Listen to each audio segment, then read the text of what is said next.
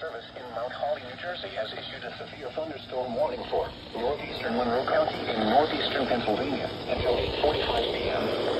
At 8:20 p.m., a severe thunderstorm was located over Canadensis, 47 miles northeast of Mount Pocono, moving east at 35 miles per hour. Hazard, 60 miles per hour wind gusts and quarter-size hail. Source, radar indicated. Impact, minor damage to vehicles is possible. Wind damage to roofs, siding, trees, and power lines is possible. Locations intended include Mount Pocono, Tobiana, Pittsburgh State Park, Skidhaw, Mount St. Home, Canadensis, Paradise Valley, Pocono Pines, and Cresco. This includes Interstate 380 in Pennsylvania between mile markers 3 and 11.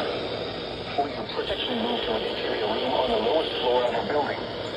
In addition to large hail and damaging winds, frequent cloud-to-ground lightning is occurring with this storm. Move indoors immediately. Remember, if you can hear thunder, you are close enough to be struck by lightning.